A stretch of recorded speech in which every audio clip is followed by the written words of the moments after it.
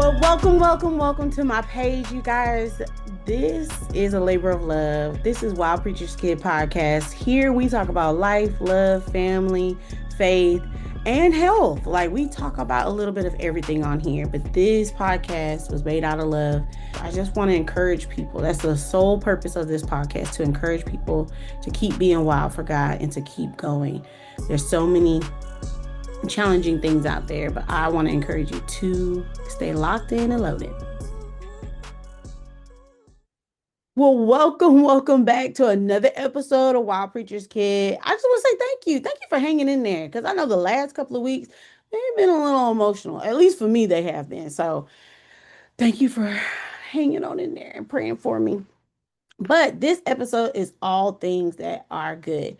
I think that when you have a tough season and you've been in kind of like a rut or even just in the valley, as we like to call it in the church, in a valley season, I think it's good to acknowledge the good that was happening as well. Like I know I've mentioned me being a board certified Christian counselor, but I think that I want to acknowledge what it meant to me and how it made me feel after completing it. So when I started the class, it was literally the week after all of the mess that I was in, right? And I've talked about how encouraging my classmates were, how good it was that I was in there, and I didn't know how bad I needed to be a part of this class. But let me tell you something. When I finished, it was completing a promise from when I was in college. Like I dropped out and it was just, I was supposed to be a veterinarian. I learned really early on that I didn't want to be a veterinarian, but I was pressured, or I was convinced, I'll say it that way, to keep going to become a veterinarian. But when I got to the end of it, I had no money because I was, one of the millennials that was in college and walking out with debt and stuff like that. I had no more money.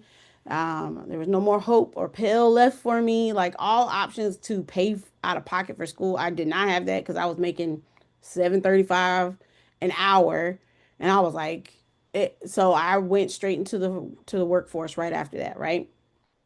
So, so, this is a long awaited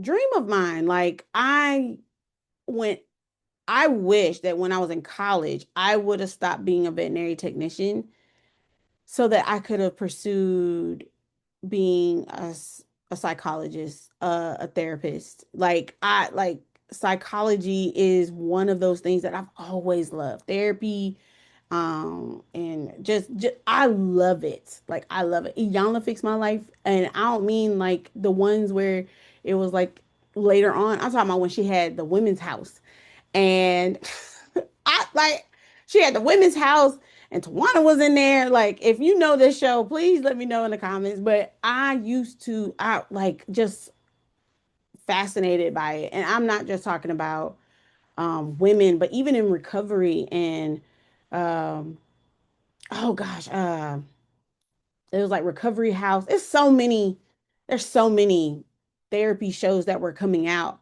And I just love them. And I wish I would have dove into that feeling of like, God, I want like this. I think this is what I'm supposed to be doing, but I didn't trust my gut, and I didn't want to defy my dad at the time because he was the one, encouraged me not to quit. He's like, finish your thing. That's what finish your thing. But when I finished in December of 2025, I was like, it is finished. I graduated with something. I did this thing, and I did check. Like I can say that I finished this type of schooling, and it's in something that I enjoy and I personally love. Like I have enjoyed mentoring and doing ministry and pastoring people for a really long time. So being a Christian counselor, it made sense. It immediately clicked. And also it went along with what I'm doing right here, right now. Because sometimes my guests that come on the show, they need encouragement. And that's what I'm here for. And just feeling accomplished, especially after a tough season. So when I graduated or when I was done with the program, The graduation was in June of 2026. So it was like I did it. There was no celebration. There was nothing next. Like it was just I'm done. And there's a lot of people who have accomplished some things that they have worked and toiled over and put effort into, and then like you get to the end of it and then it's like it is finished. There's no celebration. And it makes me think about not to laugh or smile about it, but it's like, man, Jesus, this is what happened to Jesus. Like Jesus paid the biggest price, right, for our sins. And then he died. And then it's like there was a ruckus afterwards, right? And then that was it. No celebration of like, thank you, Jesus, for dying for our sins. It was almost as if it had never happened. The acknowledgement of like his sacrifice had never happened. Now we celebrate it. Now we honor him and now we do it. But can you imagine like once he passed away, like even though there's a lot of grief and it's a heavy moment, it's a lot of things that are happening, but it's like he died for our sins, and then you just there's no one to say, man, you did a good job, thank you for doing that. Like I think about stuff like that in a weird way. I just that's how my mind works. But how many of us are doing that? Like we are silently, secretively putting things together. We're working towards things. And there's people that know that we're doing it and that we're toiling and we're hoping that this works out. And it just feels like we're not being celebrated for it. And we're like, man, like I put in a lot of work. Not to compare what I did to be what Jesus did. I want to make sure that's clear. But it's like there's just moments where you're like, I put this effort together and I'm not being celebrated. And then it's like, what do I do with this now? Because like you did the task, you made the assignments, you did all the steps to get to the finish line, and then it's like, all right, across the finish line, woohoo! And then it's like, what do I do with what I've done? Like, and you don't want to be someone who just chases the next thrill or, excuse me, doesn't really do anything with it because I am guilty of that as well. Like I've done the thing and then just sit on it, like, and then try to do another course. Like they say, you're having 50 million degrees, but you're doing nothing with them. I didn't want to be like that. I have already experienced something like that where I spent all this time and energy to finish, and then like there was no harvest from it. So this time, I asked the Lord, I was like, God, show me what to do with this certificate, do with this certification, because I don't know exactly what this is supposed to look like. And a friend of mine, she spoke at the conference, Inc. Anita, she's fantastic. And I was reading through books in the house. I know I read T.D. Jakes' Women That Pray, which was good because I think I had gotten to a little slump of just not doing anything other than like playing worship music in the house and just kind of like getting back into the rhythm of singing. And then she wrote a novel, At Last Ivy, right here. Whoop, whoop, whoop, whoop, whoop. Well, it'll focus. At Last Ivy. And then she wrote this book, At Last Your Name Here. So this was a workbook for once you're reading this and reading the characters and things like that. And she is my fellow, like, out of the box thinker. Like, I love her so much. I just want to say that. And you'll see her in another episode. But she doing these two books together, like it gave me, it was fictional. It's about a character, and you just had I had the ability to kind of like remove myself from what was happening to look into it. And this just, it opened up the workbook portion, opened up this idea of like me really getting back in tune with what I'm thinking and what I want for myself. Because some of us who are overthinkers, some of us who got ADHD, we spend a lot of energy trying to figure things out, like just spending a lot of energy, like what's next, what's next, what's next. This allowed me to take a moment to breathe and just be like, okay, what would I do in a situation? Or for this character, it's like it's really good, and I appreciate her. She doesn't even know it yet, but she will. But I say all of this to say this. Once the Lord revealed to me what I was doing, he told me that he wanted me to build better relationships. And I'm looking like, Lord, I just got hit from all different sides the last couple of months. Like, I was like, what? What do you mean? And he just made it really clear, like, he wanted me to help rebuild better relationships, like friendships, like mother and daughter relationships, and father and son, premarital relationships. And I think it really just boiled down to COVID exposed us by letting us know that we really don't know how to talk to each other. Like a lot of us found out that certain people weren't who we thought they were. A lot of us found out that the situations that we were in weren't actually safe. A lot of us found out that, oh gosh, I should have been said this to such and such. I should have walked away from this situation. And I think that's why the cancel culture came out of, because it was like, I'm not dealing with this. No, I'm gonna tear you down, and you said this and I'm gonna hold you accountable. And it's like all of all of this is good and it's bad, because some of it is, in my opinion, some of it is us learning how to really talk to each other. Like saying your opinion and declaring it a fact is two different things. Like you shouldn't do that. But how many relationships are we doing that in? Like I will use this as an analogy, right? Or an example. Let's say this. So I had a couple that I was talking to, and these are just friends of ours. We were talking about the importance of when you wash the rice, right? And I think that the argument was whether you wash rice before or you wash it after. Now I'll say I'm I don't want to say culturally, we wash everything before. I'm gonna say it that way. Okay, it is what it is. I'm sorry if it offends somebody, but culturally, you wash the rice first. This other person was saying that they washed it afterwards because it was like you get the starch off of it and all this other stuff or whatever.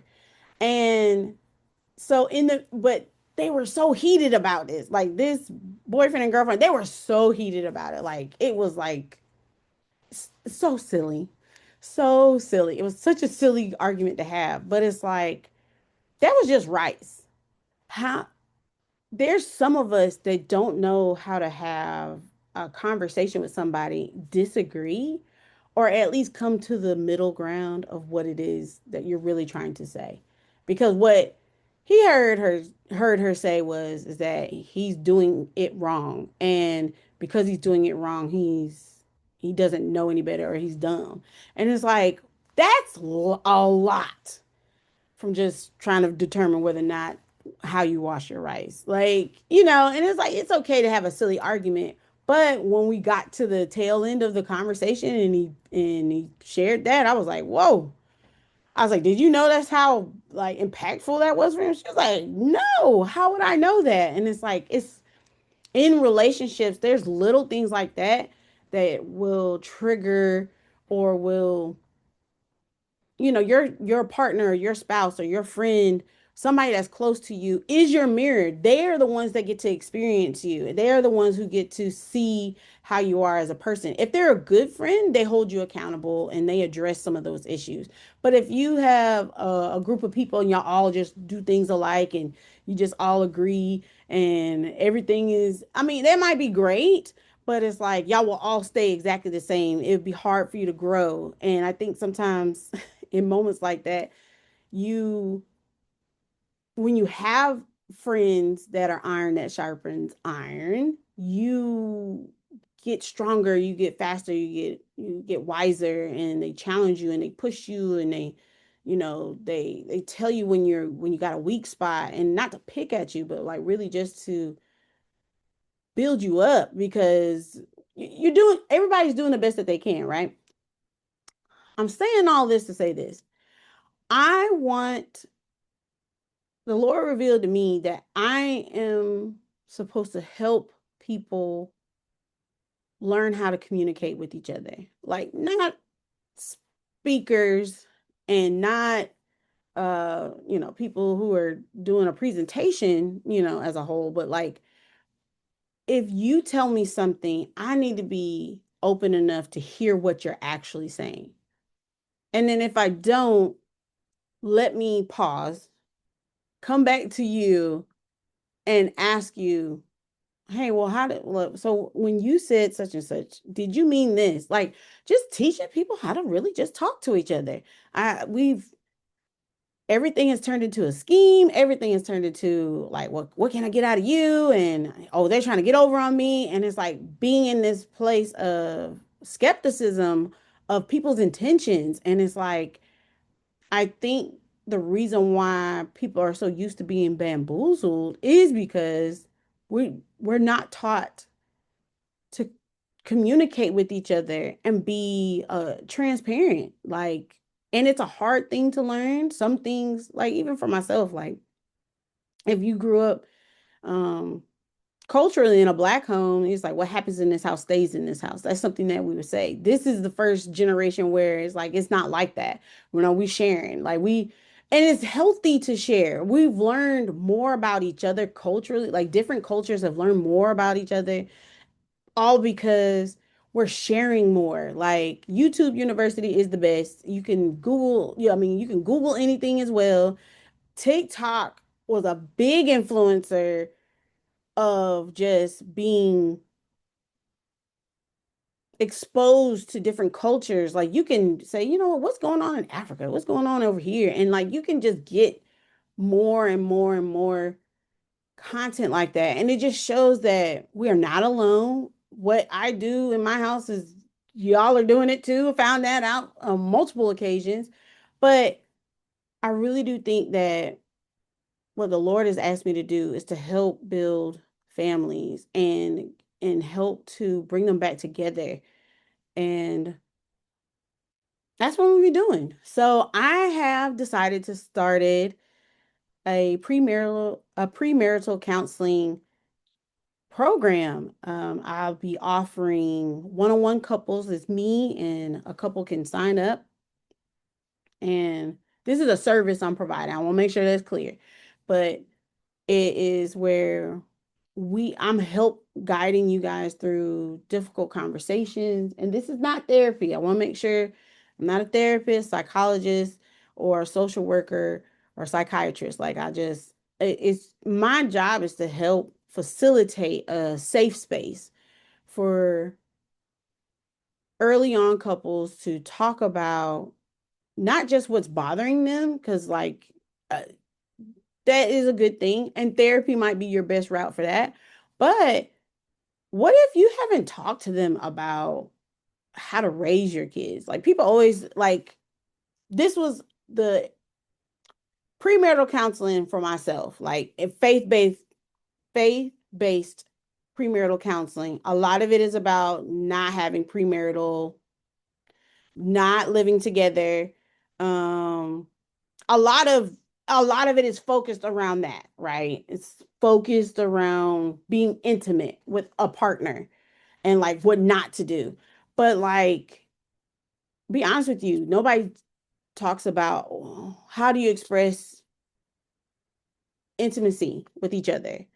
Like, and it's not just for me to know, your partner needs to know. How do you talk about it? Do you feel comfortable talking about it? Is it something that's important to you? What if you get with somebody who doesn't want to do it and then you got somebody who really wants to do it? Well, what do you like? How do you meet in the middle? You don't just abuse the person. It's like, well, you're going to do it when I tell you to. Like, you know what I'm saying? Like, I know that when I was growing up, nobody taught me how to talk about that because the goal was for me to not do it. But then it's like, but when I got married, and this is my story.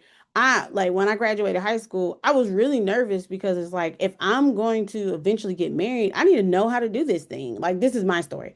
So it's like I had a friend, I had a male friend. He ended up being my boyfriend eventually.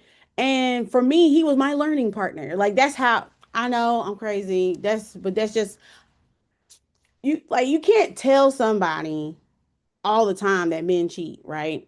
And then it's like, there's no basis to that. All men cheat. Then it's like, well, if they're all going to cheat, then I shouldn't be with them because I don't want nobody to cheat on me. That was the first thought I had. Then it was like, well, if you don't, if you're not this type of way, and this is just one example, you guys, I promise you. If it's not this type of, if you're not good at it, then they may look out there. So my logic was, well, I need to get some practice. I need to get some practice in. Like, find somebody that'd be willing to partner with me, teach me some things. Like, because where else are you gonna go? And it's like you don't want to look at the things on videos and you deep dive into that. That is a whole world within itself. And then like it's a lot, okay? But that's just intimacy. Sometimes learning that intimacy is not just the physical aspect. Some of it is just writing a love note and so on and so on. But if you are in a relationship and you've never had some of these conversations, like I'm being transparent because my husband doesn't mind, but like me, like if you were someone and you're starting a relationship and you're talking to somebody who's like, I want a lot of kids, and then you're like, oh, well, how many is that? And they go three. Um, like my husband, he thought a lot of kids was seven. I thought a lot of kids was two. I was like, I want you to know if what you want is seven, I promise you, you might get a one in a possible out of me. And that's exactly what we had. We got two now, but like just really helping people navigate through those conversations. Not it because I think a lot of times we've been taught to make things so black and white. Like, and I think that's why we argue so much. It's like, I'm right, you're wrong. This is how I want it. It should be like this. And it's like, no, like if let's say for the children's example, right? Let's say that woman was like, well, she didn't see herself having more than two. And then he's like, well, I want to have like seven. It's not denying you of seven. It's understanding that she's the person who has to give birth. Like she's the one who has to give birth. The process of it is long. It's not just, oh, the baby but pops up. You know what I'm saying? Take the cost of her giving birth into consideration. So can you imagine her being pregnant? Like, what's that? How many months is that? Let's say that's 63 months of her life to have those seven kids. Like a minimum, hopefully. And it's like 63 months, that's a lot of months. It's like exactly. So if if you know if you've been pregnant before, if you've had children, or if you haven't, like a woman's body goes through so much. They deal with a lot of things. And if they have a good pregnancy, they'll most times more than welcome to do it again, right? And then if the experience of postpartum care is great, they'll most likely do it again. Her body might be equipped to do it again. But like if there's a situation where she can't, like she physically can't, then what? Does that mean that she's not a good wife? She won't be a good woman to marry? And it's like, well, no, she might be exactly who you want to be with. You don't know until you know. And it's like that's just one example. Like there's people who they get married, the first thing they want to do is have a baby and they find out that they can't do it. And it's like it's devastating to a woman who wants to have kids. It's borderline traumatic because you almost feel like this is the one thing I'm supposed to be able to do. And it's hard to bounce back from that. When I miscarried my first child, Like I felt so defeated because it's like, how does the first time we get pregnant and I can't do it? And then we had been trying for a while. So I felt really bad about it. And I felt like I was broken. So how it's like teaching people how to navigate these moments in life before you get married, before you get connected. And it's not just my program. I'm starting off with premarital counseling because that's where my heart is right now. Because I want to start people off on the right foot of knowing expectations, understanding family dynamics, finances, responsibility. I'm, I'll be honest with you, I'm not big on gender roles and the man says this and the woman does that. Like, I'm not big on that because all of that, most of the time, I'll say it this way, and I hope I don't offend nobody. Normally, the people who jump into just declaring things like that, they have not been in a healthy relationship. And I say that because we like if your gender roles works for you in your relationship, then you're in a healthy relationship. Like that works for you. That's what you're comfortable with. That's what you are willing to be a part of. And that's a good thing, right? But then for people who, like myself, those don't work for me. I live a typical, I guess, a traditional wife, as somebody would say. I'm a stay-at-home wife. My kids are in school right now, and my husband works full time. But I and I cook and I clean, but it's a partnership in my household. Like we are doing this together. So there's some days I wash the dishes. There's some days he does it. There's some days he cooks me dinner. There's days where I cook him dinner. There's days where we do activities with the kids. There's some days he goes by himself with the kids. I go by myself with the kids just to give us both a reprieve because at the end of the day, I'm still Alicia. He's still Khalif. Like we both need moments where we can just be ourselves. Like as married as we are, we still need to be ourselves. And I want to be a part of making healthy families stay healthy. And this is like the first wave of this. And I'm just telling y'all where I'm at. First wave of this is premarital counseling. I don't care how old you are. We are doing a group session, and that will be the first one. It'll be accessible for partnering up and doing it, and it is $35 per couple, and it's a Zoom meeting, and it's you if you want to be as anonymous as you can be, but I really want to just share with everyone in this group. And I'm hoping that will participate. This is an entry to participate in our boot camp that we're going to do in January. And this will just allow you to see like what I'm doing, how I'm here to help, and for you to ask questions. Like how many of us have um families that are not traditional, or we have, or you are a child of someone like who doesn't have both parents, or they're not sure about this, or they can't ask their grandparents, or they don't have anybody to ask. That's what this is for.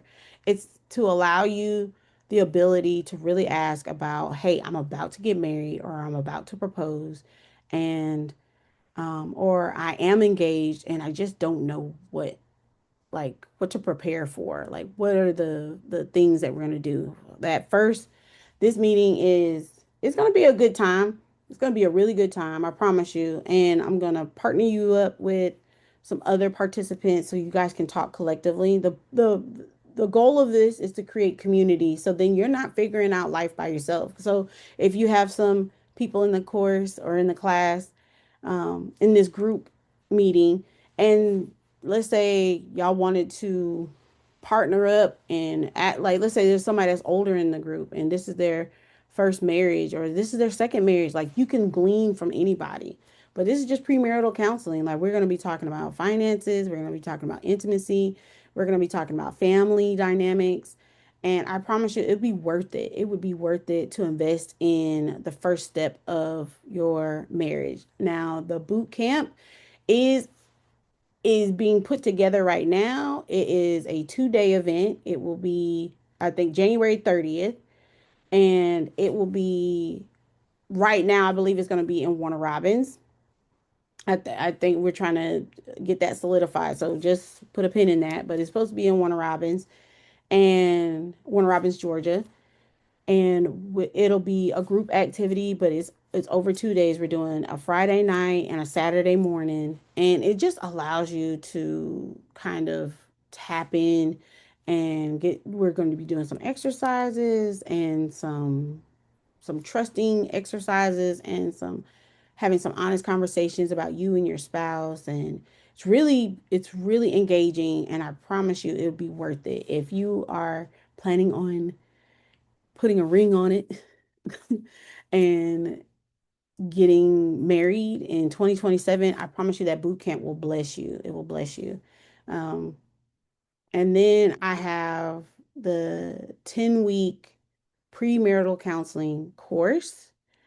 That one will take you through my workbook that I have, and it is a personal one-on-one. Like me and this couple are setting up together to set them up right before they get married. And it's 10 weeks.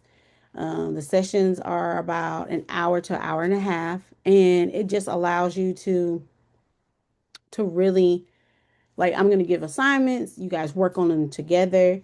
And then some of you work on them by yourself so that when we come back together, we can ask each other pretty much what did we learn. Like, there's so much that I want to do with this. But this is just the start. And it's not just for my premarital folks, my singles.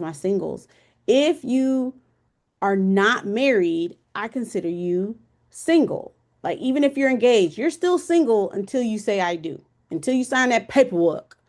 And I think it would be good if you're single and you wanted to be in the atmosphere of people who are wanting to take the next step. Because let's say you're someone who has never been married and you have been single for a long time and you're like, man, why haven't I found my good thing yet? Or why haven't I met the man of my dreams yet? And it's like, maybe if we fine tune what we're looking for and what we're willing to be in relationship with, I think there's space for you to learn as well. So for my singles, I have something exclusive for you. For all of my singles, I have a focus group. I have a focus group for you, and I want you to participate. There are 4 different ones. Okay. So the first one is for my single women. Single men is my second one. The third one is for those singles that are engaged. Okay, you are already engaged. You got the ring. You already know when you plan on getting married and all that stuff. You just haven't signed your paperwork yet, right? And then we've added a group for my divorcees because the experience that you had is going to be completely different than this being your first marriage. Like it's the whether it's um I don't want to say bad effects because it's like it's a divorce, but sometimes it's good. It's good. Like the outcome of it was good. It's like, okay, this is finished, Lord. Thank you. Let's put that off to the side. And some of it was like, this just didn't work out, but we're happy, we're healthy, and we're whole. But I'm ready for my next venture. I have 4 focus groups for this, and you guys will be helping me. If you want to participate, please, please, please sign up and register to be a part of the focus group. This will allow you to give me feedback because the workbook that I have, the goal is to make this book specific for each 3 groups, pretty much. But I want to have a male version for singles and then a female version for the ladies because some of the needs of a man is different than the needs of a woman. But then at the same time, I don't believe that everybody's terrible. Because like somebody be like, well, these men and these women. No, I think that people are people. And when we know better, we do better. And I'm hoping that this will create a culture of sharing and continue the conversations around expectations and what we want in a relationship. So that's the sole purpose of this. I'm so excited. So, partner, you can sign up to be a part of the focus group for if you want to be a part of the first group counseling, like if you are engaged, if you're engaged, or I'll say single, let me say single. If you're single, this course, and you want to do it as a group, like it'd be great if your partner could participate with you. But if you're by yourself, that's fine too. Sometimes one of us has to get the foot in the door before everybody else follows. You can click the link in my bio, and or you can scan the QR code so that you can register for this. And it's $35, and this one starts in August. I promise you, it'll be worth it. It will be worth you just consider it a tune-up. You know, it's like some of us are in la la land when we first get engaged. Like we're just out, it's bright roses and smiley faces and sunshine, and that's great. And it's like, but if you have not had some of these hardcore questions, like I got people who I counsel, and like they're about to get married, and they haven't even met their kids yet. Like that, to me, how can you bring somebody else into your life and they don't know the people that are going to be sharing the house with them? Like it is interesting. And it's like you can hope in finding a process through that. I've even had somebody who was dating somebody for a really long time, and they never got married, but they're after the offense they went back, and they're starting to date again after a long time of being single. And it's like it's okay to recover after a long time of partnership like that. And I want you to know it's faith based, but it is not restricted to people who believe the same things that I do. I want this to be, I do believe that in all ministry, you welcome everyone. So whatever your background is and whatever you believe, if you have an open mind and an open heart, please come join us. Come join us. I promise you it'll be worth it. And yeah, this is what I'm doing. This is what I'm working towards. This is what's happening. So I got a workbook that's coming out. I have my business for premarital counseling, and pretty much just mentoring as well. And then we will be doing Deliver Her Conference again, 2027. I have been thinking about what this should look like. And you guys, I'm so excited. I'm so excited. Like I've already prayed about this. I know exactly who's going to be speaking. But we're going to announce that a little bit later. We will announce that maybe at the top of the year because I want to confirm everybody. I want to make sure um, everything is prepared for it. So then I'm not as rushed as I was the last time. I learned my lesson. So yes, I'm just excited. These are the things that God has given me, and I want to steward them right, and I want to steward your hearts right. So if you are somebody who wants to support what I'm doing, I haven't said this yet. You can always donate to Wild Preacher's Kid, and I would appreciate it if that's something you want to do. Or you can purchase any of the materials that I have. So I have my No Longer the Strongest Friend book that's out now on Amazon, or I have a digital copy available on my link tree as well. You can purchase that. Like all these funds just help me build this podcast to what it's supposed to be. The goal is to, I mean, it's already international, but my overall goal is to make this accessible to eventually everybody.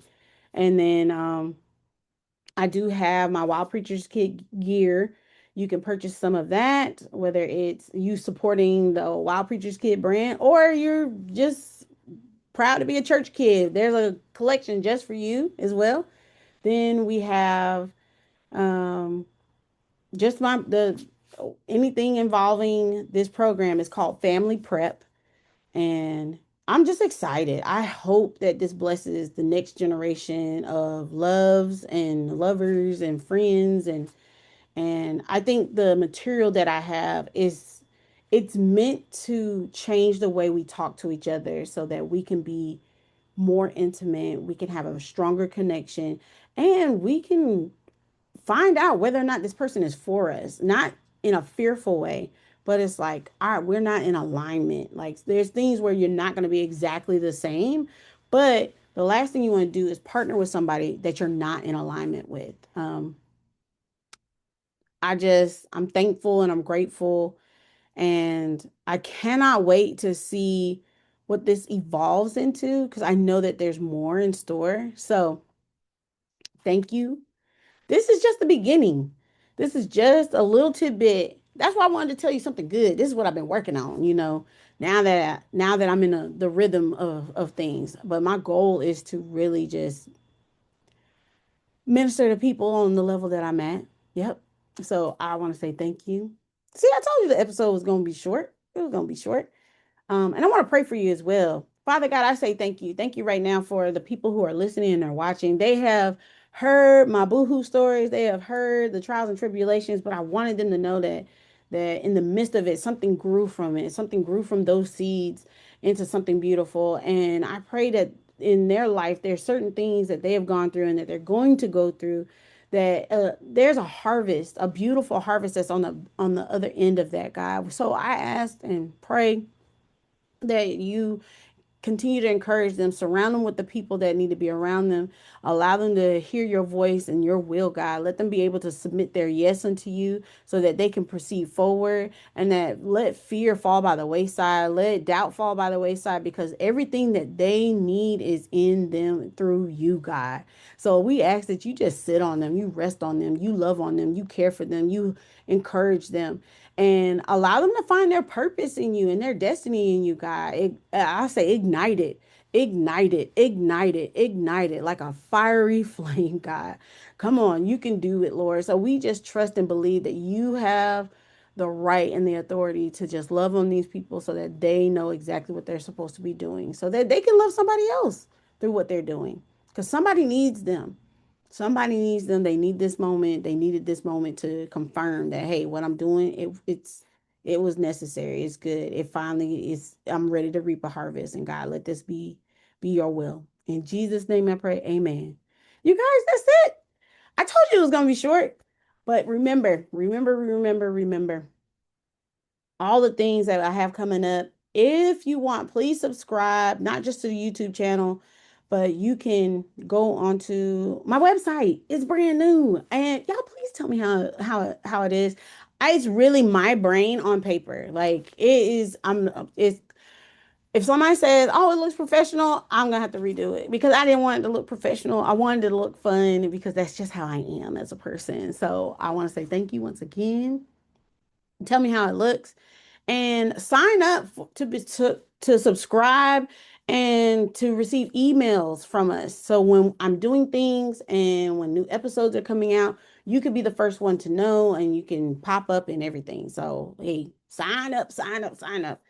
And oh, and the group session that's happening in August, it is virtual. So as long as it's Easter Standard Time, and you can participate wherever you're at. And if if you're in a different country, if I get enough people from one country to say, "Hey, we would love to do that session with you, Miss Alicia," guess what? I will be more than happy to do something. Like it might be 4 a.m. where I am, but I'll figure something out so we can create a session for you guys in a different time zone. Like I'm big on it.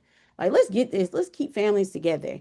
And no matter what your culture is, it's like I'm blessed to be a part of a military family where I've experienced different backgrounds and things like that and cultures. So it's like I promise you, I'm very open-minded and I'm here to just facilitate. So, hey, how we end every episode, I want to say thank you. Keep going, right? And keep being wild for God. See you next week. Oh, I forgot. We got Ashley Avila next week. So make sure you tune in 7 a.m. Sunday.